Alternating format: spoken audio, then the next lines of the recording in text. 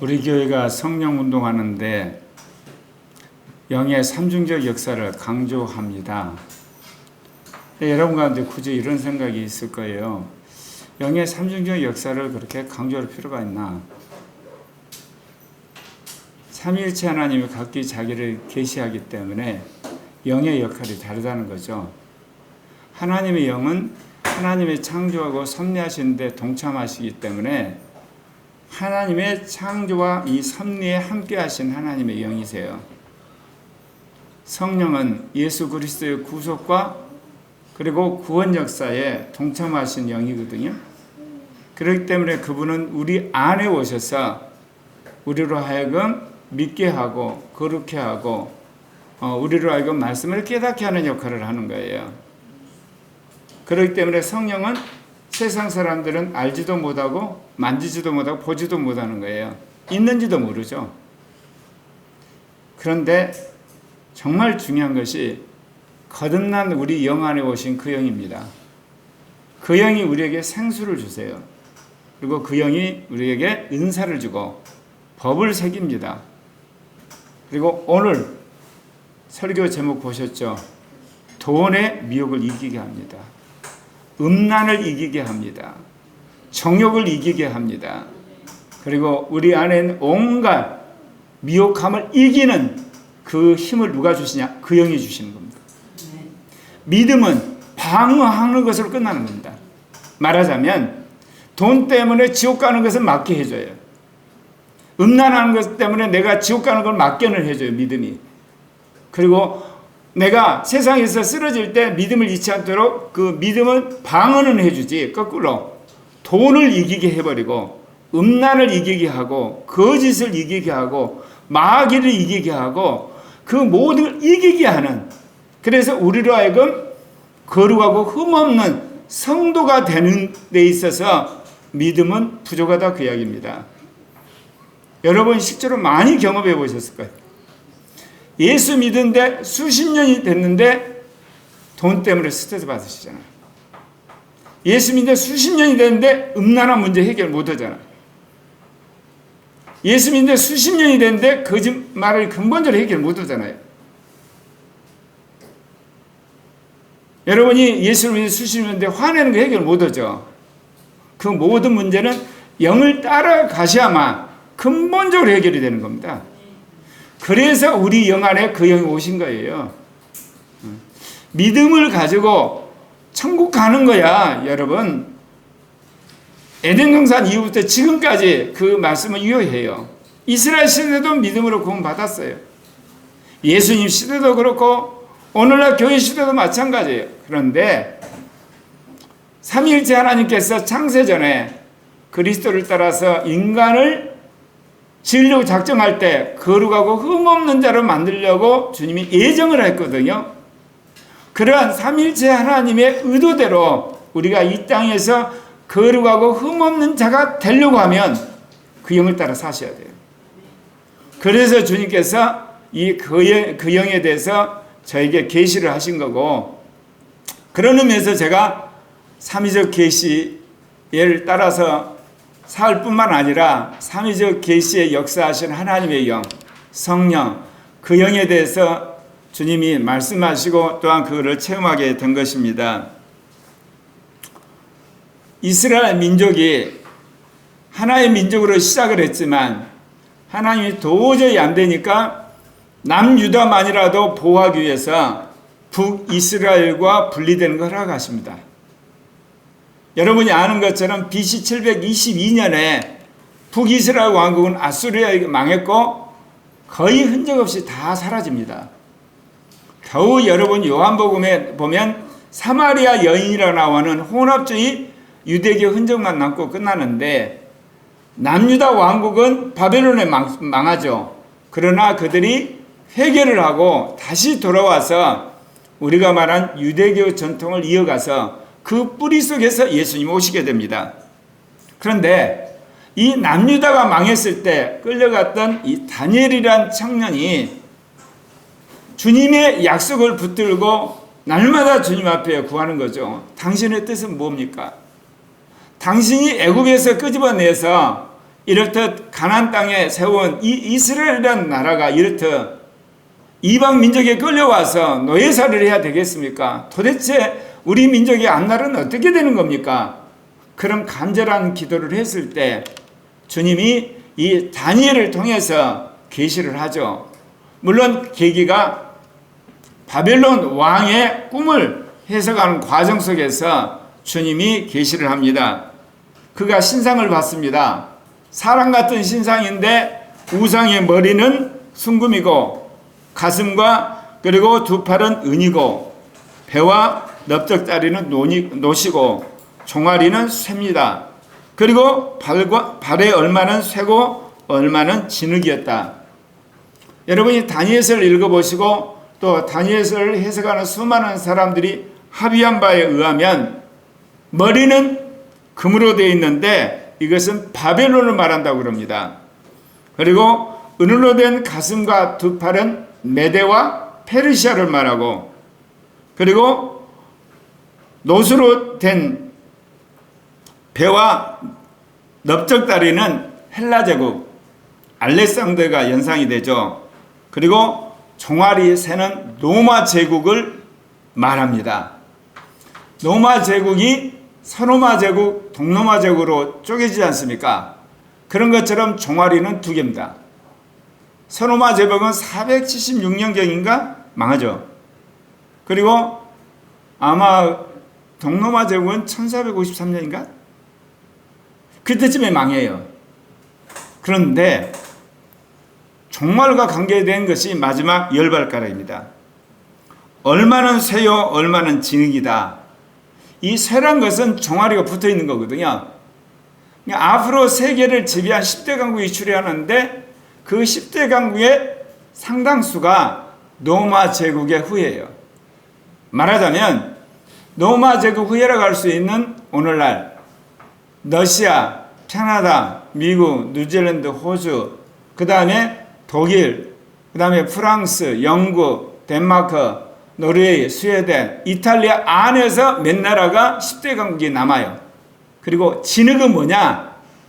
이 로마 제국이 아닌 나라, 굳이 이야기하면 아시아나 아프리카, 그리고 또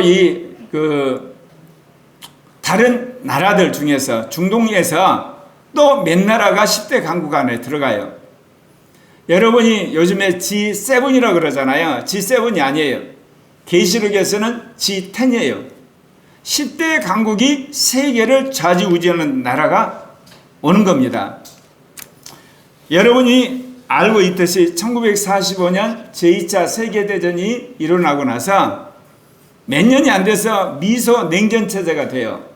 소련을 중심으로 한 공산주의 경제권, 미국을 중요한 자본주의 경제권이 싸우다가 1991년에 결국은 공산권이 망하고 미국을 중시한 자본주의권이 이기죠. 그래서 이제 냉전은 끝났다 그랬어요. 그래서 미국을 중심한 서방 국가가 이제 러시아를 비롯해서 중국까지 다 포용해 가지고 1995년 1월에 WTO 체제를 출범시켜요. 전 세계를 하나의 자본주의 체제로 이제 서로 자유무역을 하도록. 그래서 중국이 그때 가입하게 되면서 오늘날만 중국이 G2에 이르기까지 엄청난 경제 성장을 하게 되죠. 그런데 여러분 어떻게 됐나요? 그리고 나서 한 20여 년 지나고 나서 2018년에 트럼프가 미중 무역전쟁을 시작합니다. 그러다가 2019년에 코비드가 터져가지고 전 세계 사람들이 완전히 코비드에 걸려가지고 곤욕을 치르면서 수없는 사람들이 죽죠. 지금도 계속되고 있잖아요. 그런데 2022년에 러시아 우크라이나 전쟁이 일어나게 되었습니다. 제2의 신냉전이 시작됐습니다. 이거는 뭐냐면 말씀드린 것처럼 WTO 체제로 전 세계 200개 국가가 하나의 경제 시스템으로 돌아가게 되기 시작했거든요. 그런데 지금 전 세계가 다시금 두 개로 찢어지고 있는 겁니다. 미국과 서방을 중심으로 하는 진영하고 그리고 이 중국과 러시아, 북한, 이란 그리고 베네수엘을 중심으로 하는 옛날 공산주의 국가를 중심으로 한 그룹으로 세계 경제가 찢어지고 정치도 찢어지고 문화도 찢어지고 사회도 찢어지고 정보통제 찢어지는 그런 새로운 한마디로 멋있게 말해서 공급망 재편성이라고 그러죠. 그러니까 예전에 미국과 소련은 아예 처음부터 군사적으로나 정치적으로나 경제적으로 만나지를 않았어요. 따로 살림을 했어요. 두 살림을. 그렇게 계속해서 싸우다가 공산정권 들어선 지 70년 만에 소련을 중시한 공산주의 푹썩 주저앉은 거예요. 그러니까 그때는 별 피해가 없은 거예요. 이 자본주의권이나 미국권이. 왜냐하면 같이 살림을 안 했기 때문에. 근데 지금은 무슨 일이 벌어졌냐면 한 20여 년 넘게 같이 살림을 해온 거야. 경제든 예를 들면 정치든 사회든 문화든 모든 영역에서. 그러다가 지금 제2 신냉전이 되면서 이게 찢어지기 시작한 거예요. 그래서 앞으로 이것이요, 러시아가 망하고 중국이 망하고 북한이 망하고 이란이 망할 때까지 계속됩니다, 이게. 그래서 앞으로 경제가 그리고 사회가 정치가 어디로 튈지 아무도 장담을 못합니다. 분명한 것은 두 개로 찢어지게 되는데 결론은요, 미국을 중심한 서방권, 이 자본주의 종주군이 결국 이기고 맙니다. 성경이 그렇게 말하고 있기 때문에 그렇습니다. 왜냐하면 성경은 로마 제국의 후예인 새로 된 발가락과 진흙으로 된 발가락이 10대 강국이 되는데 그 대부분이 결국은 자유민주 체제고 자본주의를 주도하는 나라들이 10대 강국이 될 거기 때문에 그렇게 되고 말 거라는 겁니다. 그래서 제가 러시아 우크라이나 전쟁 일어날 때 뭐라고 그래요? 내가 아무것도 모르지만 이유 불문하고 우크라이나가 이길 것이다. 러시아가 코로나로 몰릴 거라는 이유를 한 이유가 아까 말한 것처럼 전 세계가 지금 두 개로 찢어지고 있잖아요. 나눠지고 있잖아요. 한쪽에는 뭐냐? 미국을 중심으로 한 서방, 자유민주체제와 자본주의 종주국, 한쪽에는 공산주의 국가인 중국과 공산주의 국가였던 러시아 몇 나라들이 뭉쳐 있잖아요. 그러면 이 나라는 결국 망하게 돼 있어요. 그러니까 결국 나는 러시아가 망한다고 이야기했던 것뿐이에요. 뭐 사전 지식이고 뭐고 없는데 결국은 그렇게 되어 가고 있어요. 그래서 결국은 러시아가 국력이 쇠해지면서 푸틴이 실각할 가능성이 크고요. 이제 러시아가 이렇게 추풍나기처럼 날아가면 그 다음 누가 남겠어요? 북한하고 중국하고 이제 그 나라가 이제 버티다 결국 무너지게 되면 그야말로 전 세계가 이제 급속도로 아주 강력한 자본주의 체제로 들어가게 됩니다. 이런 상황 속에 이제 우리가 주님이 말씀하신 세계 선교와 그리고 성경을 성취하는 것과 사단과 악한 영들과의 싸움에서 한국의 교회와 한국 교회가 이 주도권을 쥐어야 되는데 오늘 주신 말씀의 첫머리에 보면 내가 보던 열불은 열왕이니 아직 나라를 얻지 못하였으나 다만 짐승과 더불어 임금처럼 한동안 권세를 받으리라.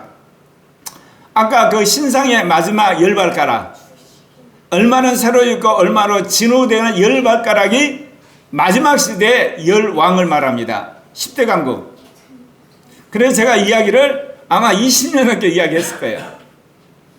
성령 받고 나서 주님이 종말에 대한 관심이 있어 연구하는 건데 열 발가락이 10대 강국이나 G10. 그래서 10대 강국이 되는데 그럼 여러분 생각에 지구상에 200개 국가가 있잖아요.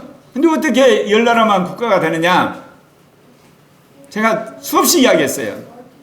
자연재해가 일어나서 국가가 재정이 한마디로 망가져가지고 붕괴되든지 혁명이 일어나고 내단이 일어나서 쿠데타가 일어나서 나라가 주저앉든지 전염병이 일어나고 주저앉든지 안 그러면 복지란 미명하에서 국가가 엄청나게 돈을 남발해가지고 경제가 주저앉든지 경제가 다 주저앉는 겁니다. 핵심이 경제가 주저앉는 거예요. 그러면서 통치체제가 무너지는 거 190개 국가가 다 주저앉습니다. 내가 왜 문재인 정권을 그렇게 비난했냐면 우리가 계속해서 카드를 긁어가지고 지금 1000조가 됐잖아요. 문재인은 혼자 400조를 날려먹었어요. 우리나라 건국이 한 70여 년이 됐는데 이승만 대통령부터 박근혜 대통령까지 600조 빚을 냈는데 문재인 혼자 400조를 긁어버린 거예요. 이런 식으로 대통령들이 카드를 긁어버려가지고 우리나라가 빚이 많아지면 어떻게 됩니까? 가만히 앉아서 경제 식민지가 됩니다. 경제 노예가 돼버려요. 성경이 그렇게 예언을 하고 있어요. 그러니까 주님 오시기까지 적어도 나는 우리나라가 10대 강국에 살아남아 있기를 바라요. 그래야만 그게 하나의 선교 기지가 돼서 아시아는 물론이고 전 세계를 복음할 수 있는 기지가 되는 거거든요. 여러분, 경제 노예가 된 나라의 백성들이 어떻게 선교를 합니까? 불가능합니다. 유럽이 선교를 할 때는 정치적인 힘으로 선교를 했어요. 그거는 뭐냐? 그야말로 이 칼과 방패로 점령을 해서 예수를 믿게 하든지 왕을, 또 한편은 수사들이 가서 왕을 설득을 해서 예수를 믿게 하던 정치적인 방법으로 유럽은 복음화가 된 겁니다. 그런데 유럽이 복음화된 이후에 우리가 말하는 이 북미나 남미, 오세아니아, 아프리카, 심지어 아시아까지 복음화라는 것은 자본주의란 힘으로 선교를 한 거예요, 여러분. 자본주의란 막강한 힘 가지고 선교사를 파송하고 또 그 나라를 자본주의적 힘으로 누른 다음에 복음화가 된 거예요. 그런데 이제 그 시대가 끝났다, 그 이야기입니다. 성령의 시대가 온 거예요. 이제 국가가 더 이상 선교의 도구가 아니에요. 기독교를 죽이는 칼날이 되고 있어요. 자본주의가 교회를 완전히 한마디로 타락시키는 주범이 되어 가고 있는 시대예요. 이런 시대에 우리가 주님 말씀하신 세계 선교와 성경을 성취하는 길은 성령 충만하고 성경의 말씀을 믿는 종들과 교회, 그런 나라가 등장을 해야 되는 거예요. 자연스럽게 그런 나라가 어떻게 되겠어요? 경제적인 힘이 올라가겠어요. 먼저는 문화적인 힘, 교육의 힘, 도덕성의 힘, 경제의 힘, 외교의 힘, 정치적 힘까지 갖게 되는 거죠. 나는 우리나라가 그렇게 되기를 원하는 거예요. 내가 6년 동안 반동성애 운동을 했지만 실은 여러분한테 이야기 안 했지만 무슨 운동을 했냐? 정권교체 운동을 한 거예요.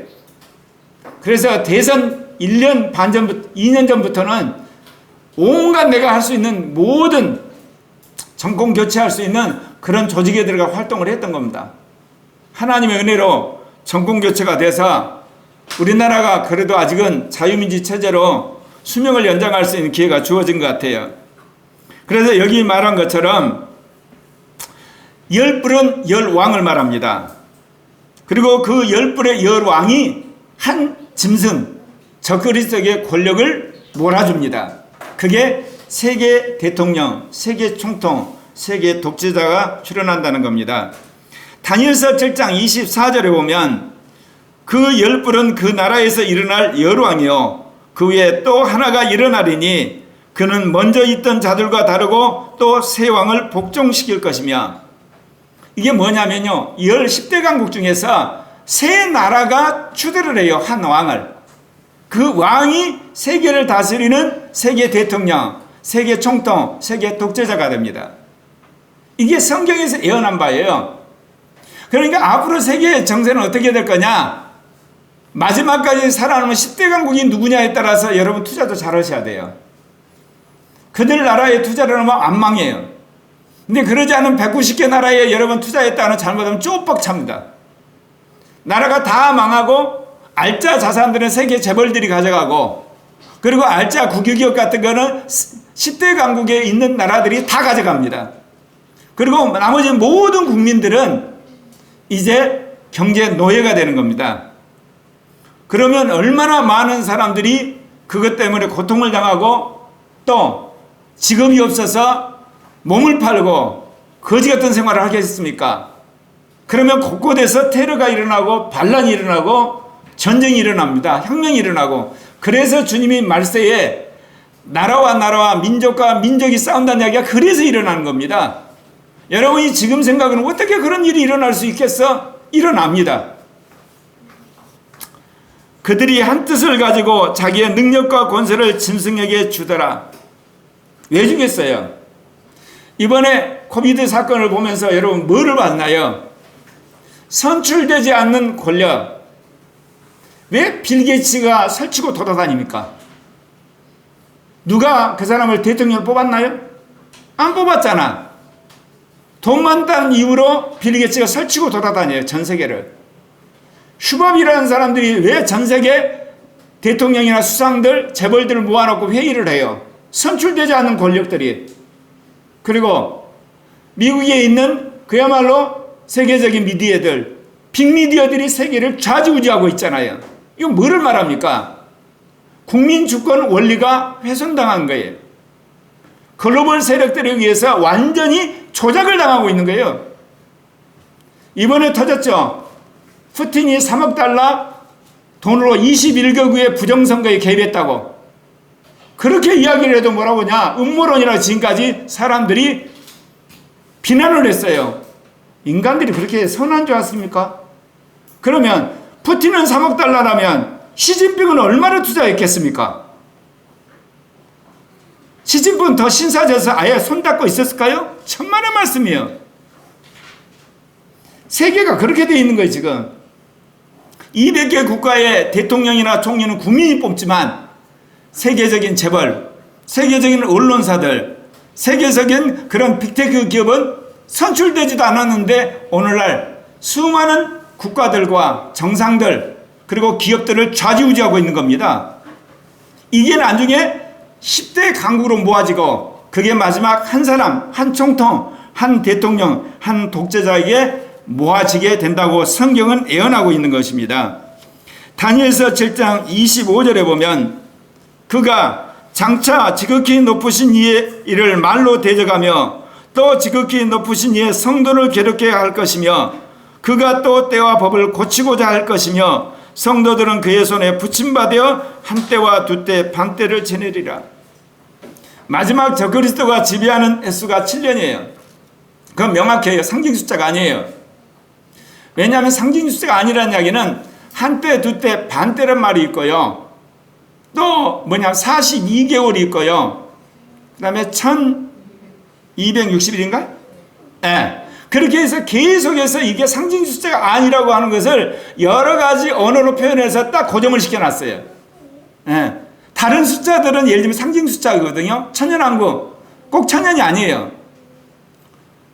144천 그것도 우리가 말하면 14만 4천이 아니에요. 상징 숫자예요. 그러나 전 3년 반 후 3년 반은 주님이 딱 고정시켜놨어요. 다른 식으로 해석 못하게끔.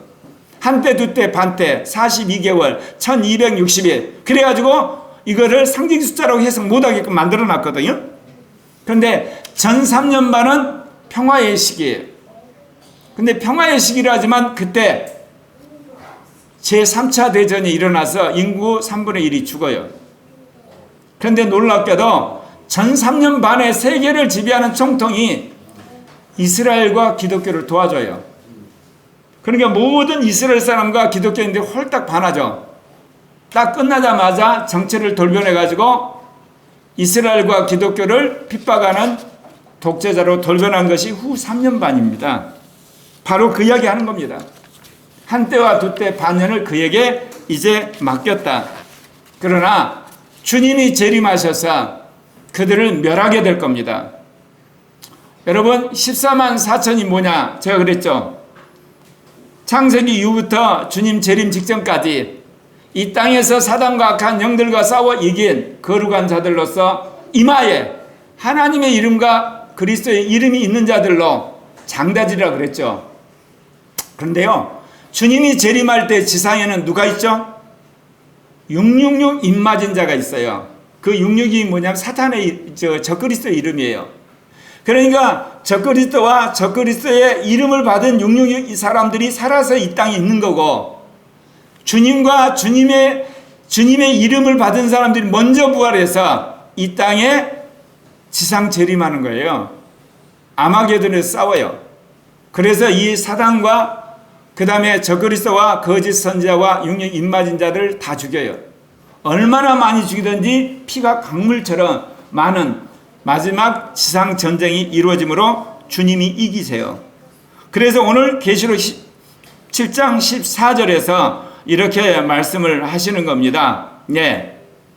여기 보면 어린 양과 더불어 싸우려니와 어린 양은 만주에 주시고 만왕의 왕이심으로 그들을 이기실 터요. 또 그와 함께 있는 자들 곧 부르심을 받고 택하심을 받은 진실한 자들도 이기리로다. 주님이 14만 4천의 사람을 뽑는다는 이야기는 당신이 지상 재림할 때 데리고 올 군사를 뽑고 있는 거예요. 먼저 부활시켜서 완전 숫자 144천이에요.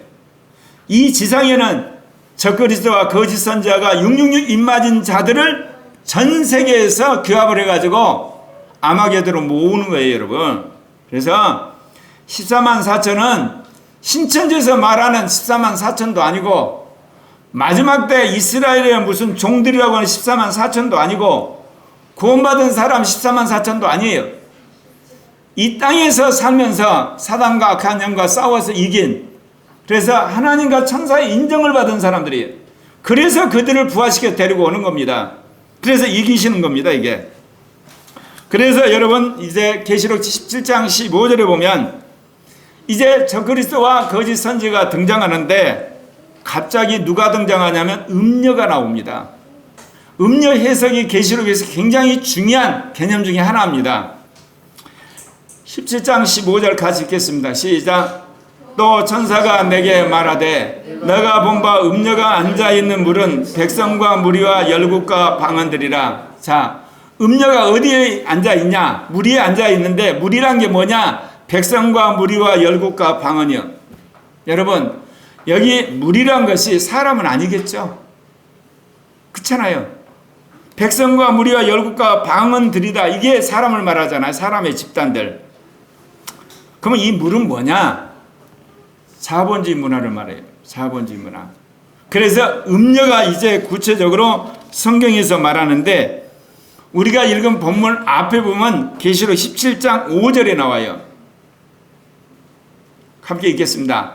그의 이마에 이름이 기록되었으니 비밀이라 큰 바빌론이라 땅의 음녀들과 가증한 것들의 엄이다 그래요. 음녀가 있고요. 음녀들이 있어요. 그러면 음녀는 뭐냐? 세계 경제 수도를 말해요. 세계 자본주의화된 경제 수도를 말하고 음녀들은 전 세계 5대양 6대제에 흩어져 있는 자본주의된 도시들을 말해요. 그러니까 세계 경제 수도가 전 세계에 있는 자본주의 도시를 전부 장악하고 말할 필요 없잖아요.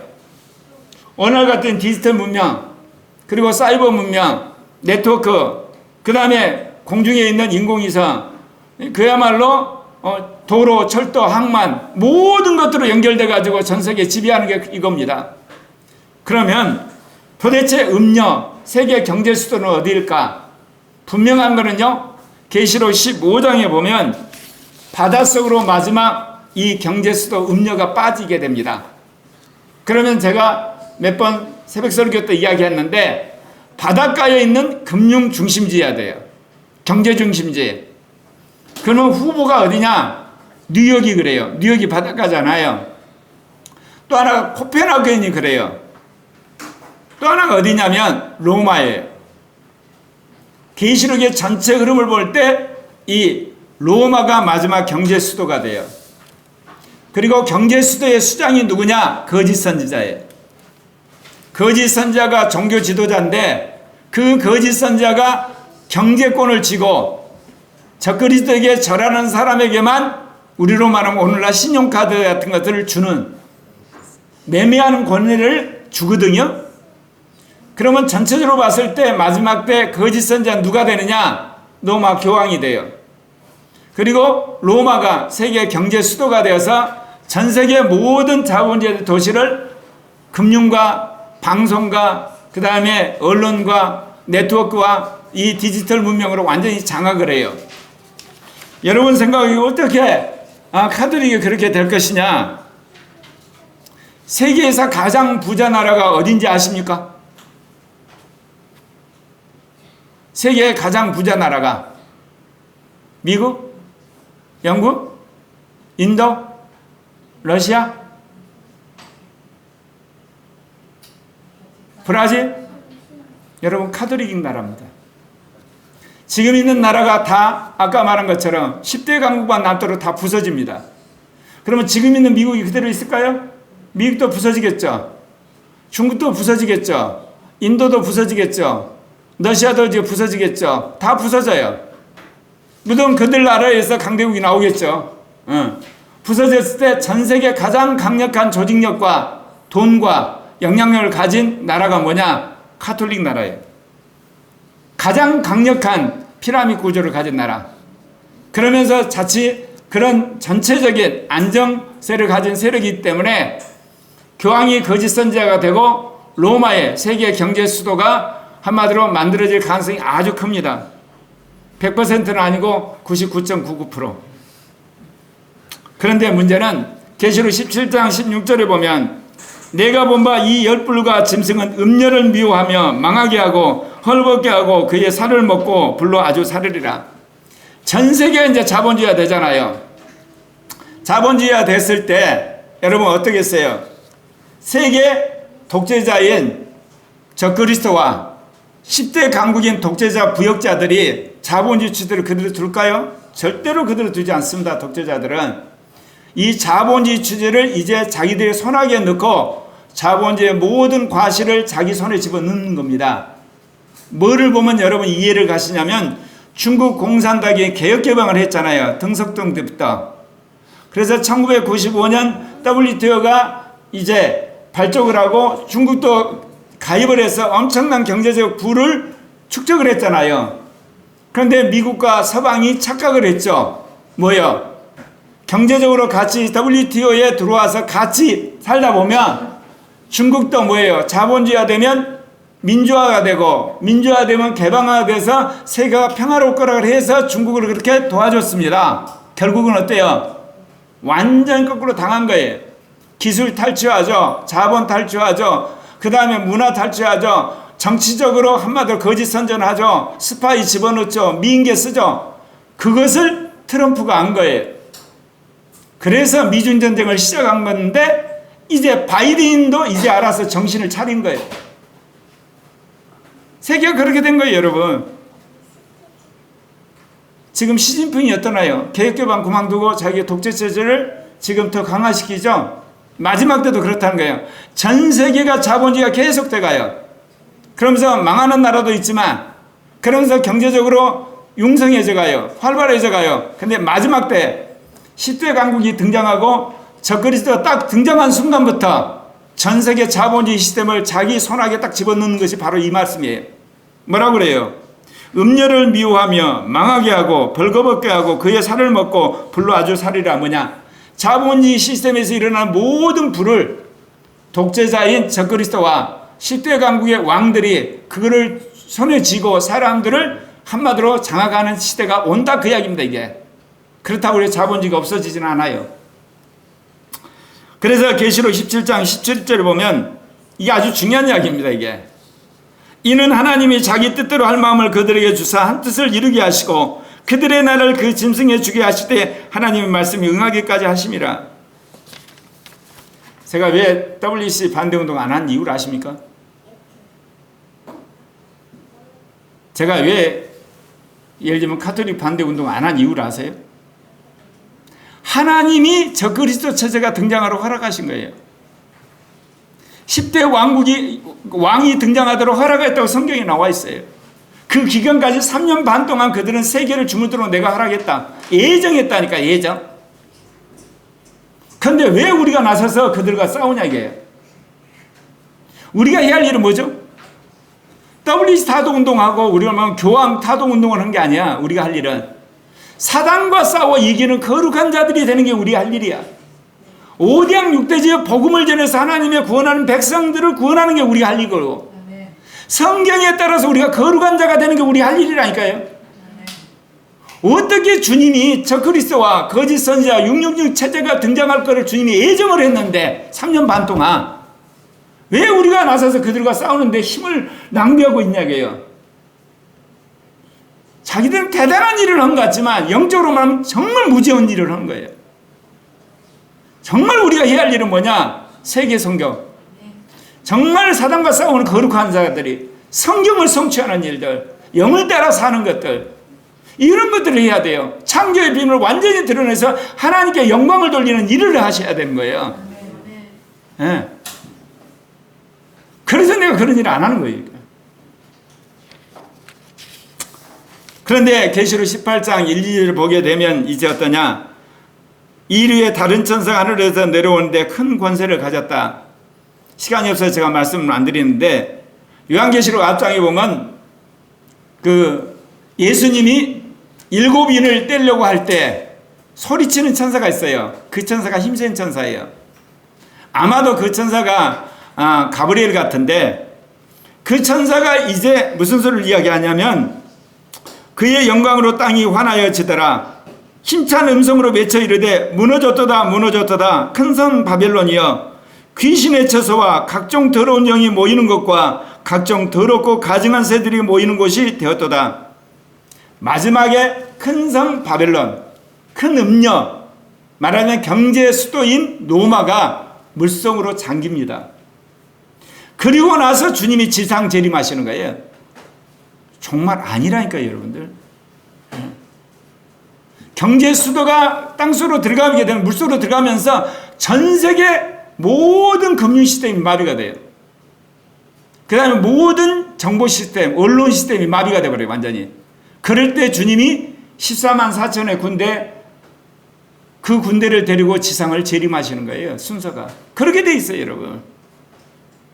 그럼 논리적으로 맞잖아요. 전쟁할 때 경제가 마비되고 나서, 그러고 나서 정치적인 군사적인 전쟁을 하는 거 아니겠습니까? 계시록 18장 3절에 보면 그 음행의 진노의 포도주로 말미암아 만국이 무너졌으며 음란과 물질적인 쾌락과 인간이 가지고 있는 욕망의 극대화로 모든 나라들이 망해져 가요. 그리고 땅의 왕들이 그 물질적인 풍요와 음란과 우상 숭배로 또 그들이 음란하고 땅의 상인들도 그 사치의 극치를 그야말로 누리게 되죠. 그런데 주님이 그 상징인 제2경제수도 큰 음료를 심판해서 물속에 집어넣어버려요. 그게 계시록 18장을 읽어보면 나옵니다. 여러분 골로새서 3장 5절부터 6절 말씀 같이 읽겠습니다. 시작. 그러므로 땅에 있는 지체를 죽이라. 곧 음란과 부정과 사욕과 간 정욕과 탐심이니 탐심은 우상 숭배니라. 이것들로 말미암아 하나님의 진노가 임하느니라. 20세기까지 자본주의는 세계 선교의 수단이었어요. 이제는 아니에요. 이제는 오직 성령과 말씀과 지식으로 여러분 선교하는 거예요. 문화로. 이제는 돈으로 선교하려고 하지 마세요. 제가 이제 돈을 벌지 말라는 뜻이 아니에요. 하나님과 이웃을 위해서라면 돈 버세요. 그러나 여러분을 위해서는 여러분이 뭐를 구해야 되겠어요? 영의 충만과 말씀의 충만을 구하셔야 돼요. 이게 언밸런스예요. 이거 잘 하셔야 돼요. 자기를 위해서 돈 번 사람은 마지막 때 망해요. 네, 그 돈에 중독이 되기 때문에 마지막 때에 그 돈에서 못 빠져나와요. 그러니까 여러분이 돈을 벌더라도 여러분 자신은 영을 충만하셔야 돼요. 여러분은 말씀에 충만해야 되고 여러분은 거룩하셔야 돼요. 그러면 결론적으로 누구를 위해 돈을 버는 것이 돼요? 하나님을 위해서 돈을 버는 거죠. 성결이 되려고. 가난한 사람을 위해서 돈 버는 게 되는 거 아니겠어요? 근데 지금까지는 어때요? 나도 좋고 니도 좋고 하나님도 좋고 다 좋아. 그랬어요. 그래가지고 그 돈 가지고 세계 선교했어요. 근데 아니라니까요. 앞으로는. 하나님도 좋고 너도 좋고 근데 나는 망해요. 돈 또 올라가지고. 마지막에 이 자본주의체제에 못 빠져나와요. 여러분에게 과감히 저는 이야기해요. 정말 돈 벌려면 열심히 버세요. 뼈꼬리 이대로 열심히 버세요. 성교비를 위해서. 그리고 이웃을 위해서. 그러나 여러분을 위해서는 그렇게 돈 버시면 안 됩니다. 제가 이 설교를 한 이유가 있어요. 미래 세대 아이들을 만나면서 깜짝 놀랐어요. 노는 것, 돈. 이게 가치가 저 밑바닥 딱 들어있는 거야. 와, 엄마. 음성을 들어서 아무 소용없어요. 말씀을 외워도 아무 소용이 없는 거야. 가장 기쁜 것에 돈 오고 노는 거야. 이 청소년이 되면 연애하는 거. 이게 나중에 음란으로 가는 거지. 음란, 돈, 노는 거. 아예 어렸을 때부터 이거 싸워야 되겠구나. 제가 그 결론을 내린 거예요, 이게. 교회에 나온다고 안심할 게 하나도 없다는 거예요. 왜? 안에서 이 돈이란 가치관이 딱 박혀 있어, 제일 밑에. 이거 뽑지 않고는 어느 날 노대 아내처럼 뒤돌아봐가지고 소름꾸둥 되듯이 결국은 주님 배신하겠구나. 그거를 제가 소름 끼쳐 느낀 거예요. 하나님 미리 이제 알게 하신 거죠. 앞으로 우리가 목회를 할 때 어떻게 선교를 할 때 뭐를 타겟으로 해야 될 건가. 여러분 이제 교회 나오는 것보다 더 중요한 게 뭔지 아시겠죠? 성경 읽는 것보다 돈이냐 하나님이냐. 내 인생에 뭐가 더 중요하냐. 심한 말로 하면 어때요? 천국 가는 이러고 여러분 죽는 것 외에는 돈으로 다 돼요. 죽음을 면하는 것 외에는. 그러니 돈이 얼마나 얘들한테 딱 보면 돈 얘들 세게 딱 들어오잖아. 이제 나쁜 내 말로. 네. 그러면서 교회 신앙생활도 하고 음성도 듣고 믿음생활 다 하는데 결정순간 돈이야. 그럼 결국 배신하게 되면 용용이 입맞은 자가 되는 거예요. 말하자면 그런 꼴이 되는 거예요. 그때가 오지 않더라도. 그래서 오늘 이 말씀 증거한 겁니다. 사랑하는 형제 자매 여러분, 이거를 사도 바울이 일찍이 알았어요. 그래서 골로새서 3장 5절 6절에 그 이야기 한 겁니다. 그러므로 땅에 있는 지체를 죽이라. 곧 음란과 부정과 사욕과 악한 정욕과 탐심이라. 탐심은 우상 숭배니라. 이것들로 말미암아 하나님의 진노가 임하느니라 그랬어요. 여러분을 위해서 돈 구하지 마십시오. 하나님과 이웃을 위해서. 그런데 여러분 굶어 죽게 하시겠어요? 그러면? 그럴 수가 없잖아. 굶어 죽으면 돈을 못 번다니까. 주를 위해서. 이웃을 위해서 돈 벌 수가 없어. 그러니까 굶어 죽게는 안 하니까 걱정하지 마시라니까. 여러분이 오래오래 살면서 건강하게 살면서 여러분이 주를 위해 돈 벌게 해야 될 거 아니에요. 가난한 사람을 돈 벌어야 되는 거 아니에요. 요즘 이사 때문에 수십 년 묵은 책들을 버리고 있어요. 내가. 신목사님이 저한테 하다를 했어요. 당신이 해야 될 사명은 신학이고 말씀을 전하는 거기 때문에 앞으로 새로운 집에 가서 신학을 쓰고 글을 쓰는데 필요한 책 외에는 무조건 버리세요. 딱 그 기준이야. 이거 책 참고서적이 아니겠다. 무조건 버리는 거야. 그래서 첫째 영어책은 다 버렸어. 왜? 영어책 볼 시간이 없어. 내가 실력이 딸리는데 그거 후덜덜 어떻게 보고 있어. 원어책도 다 버리는 거야. 그럼 또 하나 뭐냐. 내가 신학교 때부터 가진 신학교 노트가 있어. 보려고. 모든 신학 과목에 대해서. 그거 다 버리는 거야. 볼 시간이 없는 거야. 그 다음에 설교집도 버려. 그 설교집 뻔한 거 아니에요. 외워가지고. 다 버리고 있어. 그런데 양집 사람 분이 와가지고 어떻게 알게 돼가지고 그분한테 연락해서 가져가라는데 그분이 그 이야기야. 자기 예수 믿은 지 43년이 됐는데 그 휘지를 고물상을 구워가지고 돈이 생기잖아요. 그럼 아프리카 선교사 돈 보낸대. 누가 보면 어때요? 못 살아가고 꾀죄져가지고 그 시키면 고물을 준다 생각하잖아요. 개의치 않은 거야. 시간 난 대로 자기가 하는 게 고물상에 팔아가지고 그 돈 모아가지고 선교사 보낸 거야. 그렇게 말하자면 돈 버셔야 돼요. 말하자면. 그런 개념의 돈. 그렇다고 고물상 그 주스러 다니면 안 돼요. 할머니들 그 밥그릇 빼앗는 거예요.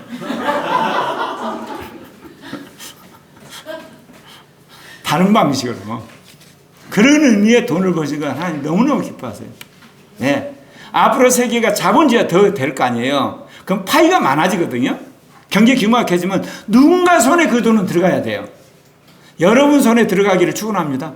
네. 여러분의 자녀들 손에 돈이 들어가기를 원합니다. 네. 그래서 그 돈이 마지막 주님의 나라와 가난한 이웃들이 가기를 바랍니다. 네. 계시록 18장 4절입니다. 또 내가 들으니 하늘로부터 다른 음성이 나서 이르되 내 백성아 거기서 나와 그 죄에 참여하지 말고 그가 받을 재앙들을 받지 말라. 이 내용은 경제 수도인 음녀에서 빠져나오라는 이야기지만 실은 마지막 때가 되면 자본주의한 도시에서 도망가야 돼요. 전 세계 모든 자본주의된 도시를 적그리스도 세력, 육류 입맞은 자들이 다 장악을 하거든요. 그리고 경제 수도인 큰 음료는 말할 것도 없어요. 그러니까 거기서 빠져나오라는 주님의 경고입니다. 그러지 않으면 빠져나갈 길이 없다는 거죠. 결국은 굴복을 해서 육류인을 맞게 될 것이다. 그 이야기입니다. 사랑하는 형제 자매 여러분, 그동안 국가 권력이 기독교 선교에 결정적인 역할을 했어요. 특별히 서양 선교에 있어서.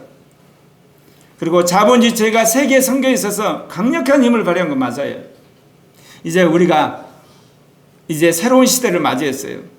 성령과 말씀과 문화 창조 능력에서 앞서가는, 나는 그런 의미에서 한국이 그런 시대적인 태간 민족이라고 생각해요. 네. 문화 강국, 교육 강국, 종교 강국, 도덕 강국, 기술 강국, 과학 강국, 소프트웨어에 있어서 앞서가는 나라가 되는 거. 그럼 나중에 하드웨어에 있어도 강한 나라가 되겠죠. 경제나 외교나 무역이나 군사나 정치에서도. 그러나 나는 소프트웨어 강국이 되기를 원해요. 그래야만 모든 나라를 함께 도울 수가 있어요. 나는 앞으로 우리나라 대통령 중에 그런 대통령이 나왔으면 좋겠어요. 국제관계학을 연구를 하고 영어를 잘하고 해외를 돌아다니면서 네트워크를 잘하는 대통령. 그래서 세계 10대 강국 놔두고 나머지 모든 나라를 도와주는 나라, 한국. 전 세계 흩어진 750만 디아스포라 코리안들과 더불어서 그런 비전을 우리가 세우게 되면 거꾸로 우리나라가 얼마나 영향력이 크겠습니까? 그러면 그 영향력을 타고 우리나라 선교사들이 신바람 나게 해서 복음을 전할 거 아니에요. 우리 후손들이. 저는 그렇게 되기를 원해요. 계시록 18장 5절에 이제 마지막 주님 말씀하십니다. 그의 죄는 하늘에 사무쳤으며 하나님은 그의 불의한 일을 기억하시니라. 그래 심판해 버리신다고 합니다. 그래서 한꺼번에 심판함으로 계시록 18장 17절 18절 같이 읽으십시다. 시작. 그러한 부가 한 시간에 망하였도다. 모든 산장과 각처를 다니는 성객들과 사람들과 바다에서 일하는 자들이 멀리 서서 그가 불타는 연기를 보고 외쳐 이르되 이 큰 성과 같은 성이 어디 있느냐. 물속으로 들어가 버립니다. 네. 큰 성 바벨론, 제2경제수도 로마가 물속으로 들어가요. 그러고 나서 주님이 14만 4천의 군대를 끌고 지상 재림하십니다. 사랑하는 형제 자매 여러분, 주님이 저에게 코리아교회에게 한국은 물론이고 아시아 세계 선교를 위한 전략을 말씀하신 거예요. 이를 위한 거룩한 자, 정말 흠없는 자, 신실한 자, 그리고 그런 교회, 그런 하나님의 세대를 양육하도록 우리에게 주님이 부탁을 하신 겁니다. 그 훈련을 지금 우리가 받고 있는 겁니다. 자, 기도 제목 같이 읽도록 하겠습니다. 네, 시작. 1. 2. 3. 아멘. 기도하겠습니다.